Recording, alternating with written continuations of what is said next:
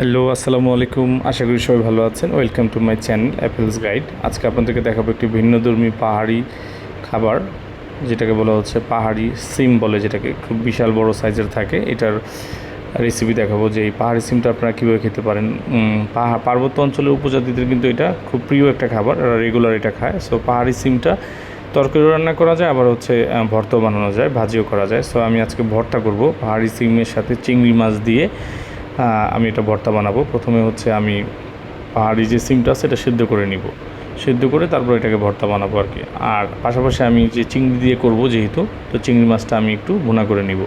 প্রথমে আমি একটা পাত্রে পেঁয়াজ কুচি দিয়ে দিলাম, তারপর হচ্ছে রসুন, তারপর হচ্ছে কাঁচামরিচ, তারপর হচ্ছে শুকনো মরিচ দিয়ে আমি এটাকে ভেজে নিব। একটু তেল দিয়ে ভেজে নিব সামান্য, লাল লাল হয়ে গেলে আমি চিংড়ি মাছটা ভুনা করে দিব। এইভাবে আসলে এই রেসিপিটা করতে হয় আর কি।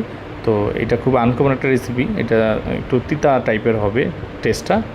তারপর এটা মানে আমার খাওয়ার খুব ইচ্ছা, এই জন্য আজকে করতেছি এবং আপনাদেরকে দেখাচ্ছি। এই যে চিংড়ি মাছটা আমি দিয়ে দিচ্ছি, চিংড়ি মাছটা আমি আগেই পরিষ্কার করে রেখেছিলাম। তো চিংড়ি মাছটা দিয়ে আমি নেড়ে চেড়ে আসলে ভুনা করে নিব, একটু হালকা সেদ্ধ করে নিব চিংড়ি মাছটা। ভিউয়ার্স, পাহাড়ি সিম, বড় সিম যেটাকে বলে মৌসিম বা তলোয়ার সিম নামেও পরিচিত, এটা অত্যন্ত পুষ্টিকর। এর ভর্তা যেমন সুস্বাদু, তেমনি এটি প্রোটিন, ফাইবার, ক্যালসিয়াম এবং খনিজ উপাদানেও অনেক ভরপুর। সো ভিউয়ার্স, এই যে আমি সিদ্ধ করছিলাম যে সিমটা ছোটো ছোটো করে কেটে, এটা আমি এখন পানি ছাড়িয়ে নেব, তারপরে নর্মাল করে তারপরে এটাকে আমি পাটায় বাটবো। এই সিমটাকে পাটায় বেটে, আর হচ্ছে আমি যে চিংড়ি যে ভুনা করে নিয়েছি সেটাকেও আমি সব বাটবো, বেটে একসাথে মিশ্রণ করে আমি ভর্তা বানাবো। এটা হচ্ছে আমি, তাহলে ভর্তাটা খুব টেস্ট হবে আর কি। সো দেখতে থাকুন পুরোটা, তাহলে আশা করি ভালো লাগবে, আপনারাও হচ্ছে এটা খেতে পারবেন। সো দেখতে পাচ্ছেন আমি সিমটা বেটে নিচ্ছি সম্পূর্ণ। তারপরে আমি যে চিংড়িটা ভুনা করে নিয়েছি সেটাও আমি বেটে নিব সম্পূর্ণ। চিংড়ির সাথে রসুন ছিল, তারপর পেঁয়াজ কুচি ছিল, তারপর হচ্ছে কাঁচামরিচ ছিল, শুকনো মরিচ ছিল, যেগুলো আমি একসাথে ভেজেছি, এগুলো আমি বেটে নিব। ভিউয়ার্স, উচ্চমাত্রায় ফাইবার ও আঁশ থাকায় এটি খাবারের হজমেও কিন্তু খুবই উপকারী এই সিমটা, এবং এটাও কিন্তু প্রোটিন সমৃদ্ধ। ভিউয়ার্স, এতে প্রচুর পরিমাণে উদ্ভিজ্জ প্রোটিন রয়েছে, যা পেশি গঠন এবং শরীরের শক্তি যোগাতেও সাহায্য করে। তারপরে হচ্ছে উচ্চমাত্রা ফাইবার বা আঁশ থাকে, এটি খাবারের হজমে সাহায্য করে। তারপর হচ্ছে হাড় ও দাঁত মজবুত করে, রক্তের শর্করা নিয়ন্ত্রণ করে, মোটামুটি অনেক উপকারী এটা।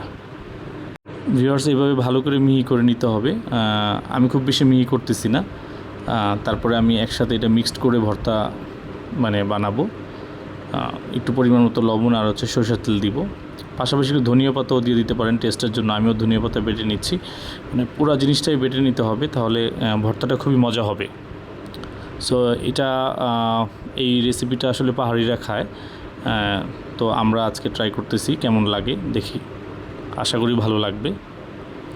ভিউয়ার্স, আমার বাটা সম্পূর্ণ শেষ। এখন আমি একটা পাত্রে, একটা প্লেটে নিয়ে নিয়েছি, দুইটা জিনিসই আমি আলাদা আলাদাভাবে রেখেছি, এবং এই দুইটা হচ্ছে মিক্সড করব। দুইটাই কিন্তু আমি বেটেছি, একটা হচ্ছে সিমটা বেটেছি, আর একটা হচ্ছে চিংড়ি মাছের যে ভুনাটা সেটাও বেটেছি, সব বেটে নিয়েছি। এগুলো আমি ব্লেন্ডারও করতে পারেন, যদি আপনারা না বাটেন ব্লেন্ডারও করতে পারেন হালকাভাবে। সো আমি এখন পরিমাণ মতো লবণ দিয়ে দিচ্ছি। লবণ দিয়ে আমি হচ্ছে আর একটু সরিষার তেল দিয়ে দিব, তারপর আমি মিক্সড করব, যেহেতু বাকি সব মশলা দেওয়াই আছে। সো একটু লবণ দিয়ে দিব, পরিমাণ মতো লবণ দিয়ে আমি সম্পূর্ণ দুইটা একসাথে মিশিয়ে ফেলবো।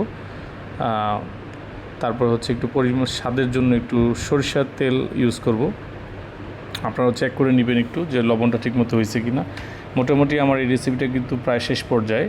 এখন একটু সরিষার তেল দিয়ে এটাকে মিশ্রণ করে নিব, তারপরে আমার মোটামুটি ভর্তা শেষ। সো এই রেসিপিটি ভালো লাগলে অবশ্যই আপনারা বাসায় তৈরি করে খাবেন। আর পাহাড়ি সিম কিন্তু ঢাকাতেও কিনতে পাওয়া যায়।